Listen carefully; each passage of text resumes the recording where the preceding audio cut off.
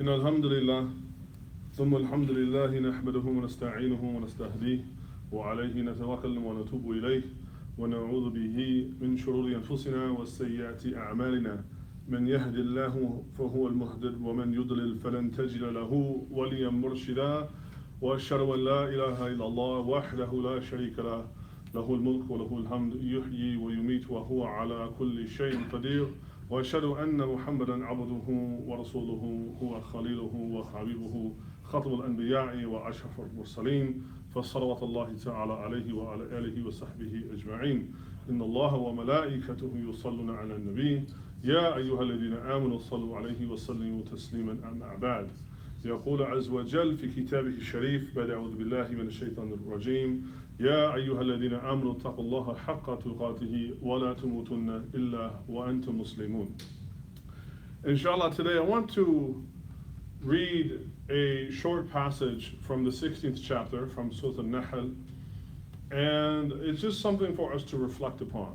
And the object of this reflection is how can we in our regular life, in our daily life, not at special times of the year, not on Laylatul Qadr, not only on Friday, not only on Jumu'ah, not only on the time between Asr and Maghrib, right? But between our daily life, walking around, working, studying, doing whatever we do, how can we maintain the remembrance of Allah? How can we maintain the dhikr of Allah? And not only maintain the remembrance, but so that that dhikr, that remembrance, actually has an effect on our actions, has an effect on our emotions, has an effect on our mood. All of this is something that inshallah we, myself, most of all, need to work and to strive forward, and especially for, I'd say, the younger generation, that, being Muslim, it's not like being Christian, and this is no offense to our Christian neighbors and family, but it's not about one day of the year, or it's not about one day of the week, right? It's a day in and day out existence, way of life. And that means that there will be some days where you don't necessarily feel wonderful or not in the mood. And that's okay, because we all have these ups and downs. The Prophet ﷺ is reported to say that Iman is like what? Jabal and Wadi. It's like peaks and valleys, right? And this is a part of it. So we have to be realistic about what our day to day is going to be like, but also to try to actually find and discover and rejuvenate our relationship with Allah Ta'ala also in our daily life and in small things, not only the big things like Eid and other things, but also in the small ways. So in this passage, Allah Ta'ala says, Bismillahir Rahmanir Rahim, وَأَلْقَى فِي الْأَرْضِ الرَّوَاسِيَ. Allah Ta'ala says what? And we put in the earth. He put in the earth what? Rawasiya. These are not just mountains. Mountains for what purpose? And tamidu bikum, so that they would be balanced, because the earth is a globe and it's spinning. And even now we understand one of the purpose of the mountains is to kind of balance things out. So what is the first hikam that we can take, the first little gem of wisdom that we can take from this? Well, like how the earth is spinning, our life is spinning. Life is sometimes topsy-turvy. It will be up and down. It will be sometimes even moments you feel that it's out of control. Sometimes you feel your head is spinning, right? What is the thing that balances our life just as it balances the earth? Allah. So to bring balance to one's life will require Allah to balance it out for me and you. So remembering Him, doing some of the things that we're asked to do, seeking Him to get balance. Matter of fact, sometimes we can feel, especially at this time, it's Rajab, right? So we're only really just a short month or so away from the month of Ramadan, right? Like maybe 2 months. And as you approach, many of us feel like, because we eat a lot and all this, we begin to feel our body like, man, I almost need to fast. I need to have some balance brought to myself, even though, you can actually fast other times of the year, newsflash, but we'll get to that maybe in another khutbah. But why is it that as we kind of, by 8, 9, 10, 11 months, as we get closer to that 12th month of Ramadan, we feel the need to what? Rebalance ourselves. Because, to be quite honest, constantly eating really is not good for us. right? So if we want to maintain balance in the same way that Allah Ta'ala says what? وَأَلْقَى فِي الْأَرْضِ رَوَاسِيَ, that He put mountains on the earth for also not only to balance it, but for what? For what? For us. And tamida bikum, right? For all of us. Allah is speaking to us, right? That this earth is here for us. He made it, and what? It's balanced to show us this lesson. And then He says what? وَنَهَارًا and subulan. And also upon the earth, besides these mountains that balance it, are two ways of going about. One of them is what? Nahar, a river, right? And also sabil, which is generally taken to be a path that's on the land. One path on water, one path on land. What is some of the hikmah, the wisdom that can be learned from this? Well, Allah is one, and His deen is one, and His rusul, His prophets and messengers are one. The message they teach is one. But throughout time, the path to get there is many. So even though Allah is one, and His deen is one, and His kalima is one, and these things, how each of us gets there is through many different ways. And haran and suburan, maybe through these different various ways. In fact, I probably came to Islam through a very different path than many of you. Matter of fact, some of you were born a Muslim, I was not. Some of you, maybe even though you were born Muslim, maybe you kind of became a born-again Muslim and you returned to the faith after a time. So Allah Ta'ala is showing us that there are paths leading to this. It's not a perennialist kind of thing, all paths are the same. No, not all paths are the same. But there are many paths in which, meaning that if we're going to have a relationship with Allah, if we're going to have an Islam that is meaningful, then one of the ways is we're going to have to figure some of this out for ourselves. Some of us may get to this deen by rivers, others on land, meaning that we should take it easy with each other. Have love and understanding, arhamakallah. Have love and understanding for one another. That some of us are going to arrive at this path through different means. And لَعَلَّكُمْ تَهْتَدُونَ. All of this is for what purpose? For the hope. This is in Arabic we call the lam of ta'lil, right? For the hope that you will have guidance, right? Balancing out the earth, achieving balance in our life, being guided, going through the many different ways. What is all of this for? It's not to get rich, not to get famous, not for all of these other pursuits that we have in life. It's for what? Guidance. That is what we need in this life, guidance. And then Allah says, in addition to these things, He's what? وَعَمَلَاتٍ. And there are an abundance of signs. And this goes back again, a great part of our Islam is just waking up and paying attention. Sometimes to things that are literally right underneath your nose. That's where the lessons are learned. That is where the dhikr of Allah will often be found, is right underneath your nose. And Allah is saying that I have put these mountains, and I've created the heavens and the earth, and I've made, rivers and streams and paths and all these things. And also besides all of that, amalat, meaning there's just an abundance of signs. There's an abundance of signs. But you won't really pay attention to them if you're distracted. So distraction in many ways is the antithesis or the enemy, the nemesis of the believer. And we live now literally in an age of distraction. People are dying every day because they are distracted, and all of us are guilty. I won't even pretend that I've never texted and driven, but I really do try to pay attention to it, not only now because of the obvious danger, but it's also a reminder that this is in the same way that distraction can lead to the end of one's earthly life. Distraction of the dhikr of Allah can lead to the death or the end of one's akhirah, right? I don't want to have an akhirah that will end in an unpleasant way, or perhaps begin in an unpleasant way, because I was forgetful, I was distracted, and I wasn't paying attention. So as Allah says, what? وَعَمَلَاتٍ. So many signs for us to pay attention to. But it isn't going to only be an effort of just some personal ethics or ethos, or, right? We have to have guidance. And then Allah Ta'ala says what? وَبِالنَّجْمِ هُمْ يَهْتَدُونَ. And Like, and this is sometimes in Arabic, right? We have the word an-najm. Now it can mean the star, and that's actually one of the nicknames of the Prophet sallallahu alaihi wasallam, right?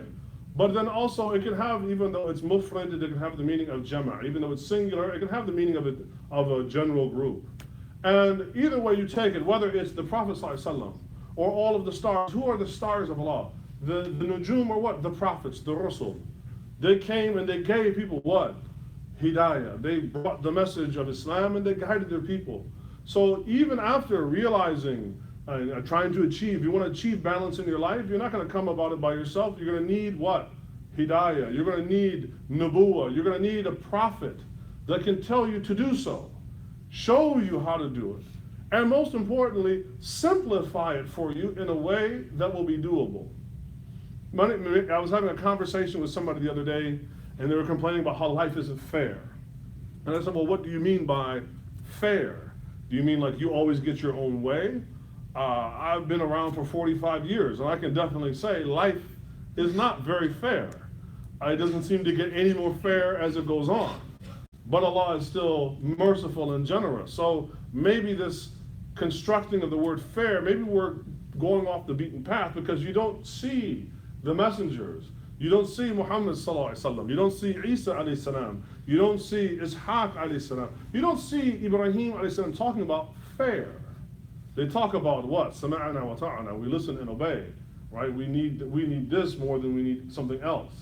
So this whole idea of fair said, if you had the power, right, to make things fair, all you would do is just enable yourself and disable other people, right? And this is what we have now. People grasping for illusionary power to enrich themselves and to oppose and, oppress and dispossess other people, right? And this is why this right is for Allah Ta'ala alone, and that ultimately the mizan, the scale, will be weighed. But we have to think about what? Attaining balance in our lives, right? Don't overburden. Sometimes we think, well, I have to be like this or that. There are many, many paths in our deen into leading a life that is going to be pleasing to Allah. And we know about different groups and ideology, and it doesn't matter, because at the end of the day, Fajr is Fajr, Dhuhr is Dhuhr, Ramadan is Ramadan, Hajj is Hajj, right? And there's a lot of ikhtilaf, but at the end of the day, this is where the bases are found, right? So find your balance in these things, right? Don't try to find your balance in imitating groups and ideologies. You will always kind of find this frustrating. Take the time to learn this deen yourself. It's not complicated. But if you have a practice of, on a daily basis, remembering the small things, then the big things will kind of fall into place on themselves, and you'll be less concerned about them. So that's one of the lessons that we can get out of it.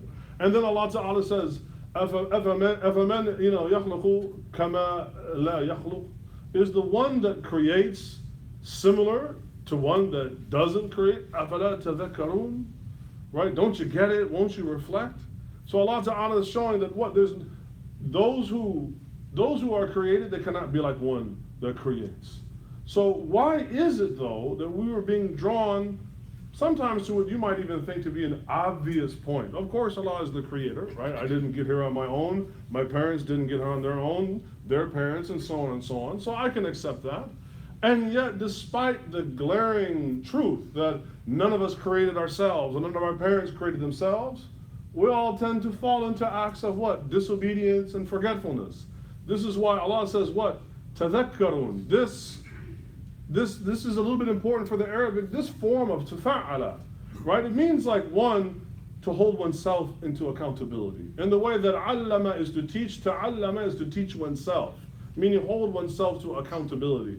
So, أَفَلَا تَذَكَّرُونَ, you got to remind yourself of this, right? Allah is not going to send down angels to constantly remind you.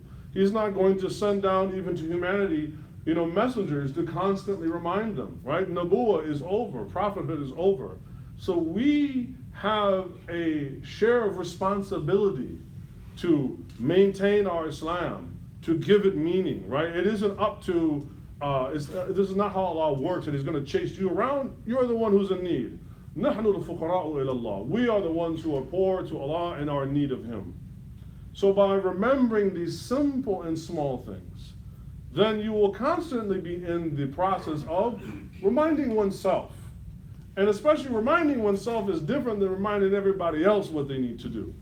And this is also what is meant in the, أَفَلَا تَذَكَّرُونَ, right? This tadhakkur is mainly remind yourself. Don't be, as we said, don't be so caught up in the actions of others. This person's a hypocrite. This person's a sinner. This person's a Sufi. This person's a Salafi. Don't be overly obsessed with the actions of others, because then this is not, most importantly, this is not reminding yourself. This is not reminding you. As a matter of fact, if you probably ask most people to go around and nitpick at other people, when was the last time you prayed tahajjud? When was the last time you gave a serious chunk of your wealth to the fuqara, to poor people, to the masakin, to the needy, right? They would have no answer for this because they're preoccupied with following what other people do. So this particular form here is also meant what? Be concerned with yourself and take the responsibility to remind yourself. This is why I like to emphasize, read the Quran yourself. I don't care if it's in Arabic, Urdu, Spanish, English. Read the book for yourself and have a relationship with it so that you can what? Bring balance to your life. Find your way, find your own path, right? And most importantly, be guided. So let's reflect on these few things. أولاً أقول قولي هذا, I say this.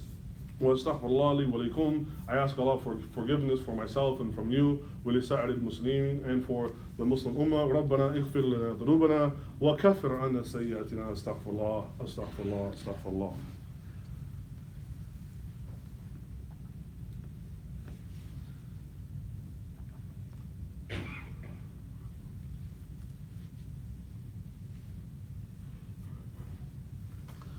الحمد لله وحده والصلوات والسلام على رسوله المصطفى وعلى آله وصحبه ومن والاه وبعد.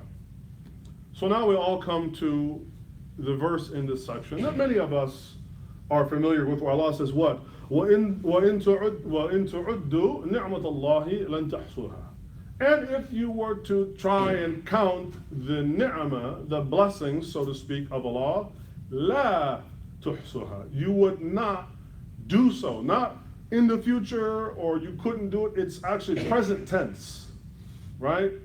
Why can you not do this? I mean, there's one part of it that's very obvious, right? Allah gives so many blessings, right, that you couldn't count them. But there's another aspect here that I want us to pay attention to, and this is where the language is very important.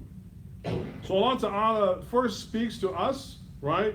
In tu'uddu ni'matullah, right? If you tried, all of you, to count the blessings of Allah, right? He doesn't say that he doesn't put it what personal, just enter, right? A lot of how our relationship with Allah is, it's good to have a personal relationship, but at the same time, you and I, right? I am not the only thing that Allah has to take care of, right? كُلَّ يَوْمٍ هُوَ فِي شَأْنٍ. Every moment Allah is doing something. I am not the center of the universe, right? And therefore, how can I not only count the ni'mah of Allah, how can I even say what they are if I'm only basing my understanding of Allah being the giver of gifts, and Allah being merciful, and Allah being generous on only what He does to me? And I have only been on this planet for 45 years. How many other millions and billions and trillions of human beings have lived and will live? And what has Allah given them? And what has Allah blessed them with? And what is Allah? This is the absurdity, is that sometimes we can take the personal relationship with Allah into an area that's inappropriate. And then we begin to think certain things about Allah that are not befitting Him because of what was done to us on our timetable and our desire, as if we know exactly what we need, what we want, what we should get, and what we shouldn't get. This is very dangerous. Allah says, what? You can't do it partly because what? You don't even know all of what. He doesn't say you can't do it. He says what? It can't be done. Right? We have to stop this judging Allah upon what He gave to me, right? The job He gave to me, the Lexus that He gave to me, the whatever that he, right? Allah is not Santa Claus. Allah is not an ATM. And this book is not the PIN code to the card you put in. People come and say, what's the dua for this and that? Just remember Allah. Stop looking for these. You cannot coerce Rabbul Alameen. You cannot coerce the Lord of the universe to do something that he doesn't want to do. Right? Focus on obedience. Focus on gratitude. Right? Ishkurhu, wa azidannakum, right? If you are grateful to him, but I will increase you in it. As if we can keep a tally. And I wonder if this is true. Some of us have like a little ledger somewhere. Well, Allah gave me this. And Allah gave, Allah, I could have done more. You could have done more with this. You could have done more with that. Right? This is literally the definition of kufr. Not disbelief, but what? Covering up, being ungrateful. Right? This is the other aspect of kafir, right? Being ungrateful. So we have to be careful of taking things so personally. Because one, Allah says what? وَإِن تُحِبُّوا شَيْئًا وَهُوَ it's كَرْهٌ لَكُمْ, right? That you might love a thing, but what? It's bad or it's evil for you. But also likewise, you might hate a thing, right? But هُوَ خَيْرٌ لَكُمْ, right? And it is good for you. So if Allah gives or takes away or restrains, get out of this mindset of, I'm putting it in the ledger of either debit or credit, right? No. Allah is the one that keeps the hisab. You keep no hisab of Allah, right? This is very, very important, especially for the young people to understand what is the nature of this deen. It is to be in need. It is to be lowly. It is to be weak because we were created that way. And in that you will find your balance. You will find your way to Allah. You will not find your way to Allah through any lofty means of something of prideful kibr. This path will never lead you to Allah. The paths that lead to Allah, if you take from the messengers, we said are the nujum, right? The najm, right? Look at every prophet and messenger, right? I mean, like stoned, fought, many, even some of them were killed. So clearly the paths that go closer to him are not always the most pleasant, right? But we're not like these people. We're not messengers. So for us, it's the simple things. And out of this, finally to maybe conclude, if you can establish this simple remembrance of Allah on a daily basis, and that even though you can count the blessings, there's certainly to be aware of them and to be grateful, right? This is where you really get the feeling that Allah is with you. So when we read the Hadith Qudsi where Allah says, what, I'm like the one, when he comes to me with these things of the nawafil, right, of these supererogatory acts, right, I'm like the eye in which he sees and a hand that grasps. This is where you really begin to feel that I have God in my life. Not because of me trying to keep a tally of what he gave and what he restricted, right, but because everything that I see, everything that I touch, everything that I smell, everything that I taste, everything that I hear, I realize what? It's the wujuh of Allah. As Allah says, no matter where you turn, there is Allah's wedge. Right? You begin to feel that God is with you. When you have this feeling, you will eventually become less concerned about material objects in your life. I'm not saying you don't care about them at all, but they won't have the same status. And there's certain things that no material object in his life can give you sakina, right? Tatma'innu al-qulub, as Allah Ta'ala talks about, right? This dhikr of Allah, this remembrance of Allah, that is what's really going to bring you a sense of tranquility in your life. I know some of the young people may say, yeah. Well, you also just may need to put a few more miles on your soul before some of this becomes relevant. So for the parents, be a little bit patient with your children. One of my teachers, he said, ashab, the youth, it's like temporary insanity, right? And as they become mukallaf, right, that begins to leave them. So be patient with them, right? But also guide them, show them, and demonstrate it yourself in your life. So we ask Allah Ta'ala to bring balance to our lives. Bring balance to our lives by His book and by His messenger. And we ask Allah, Allahumma ij'alna min al-muhtadeen. Oh Allah, make us from those who are guided.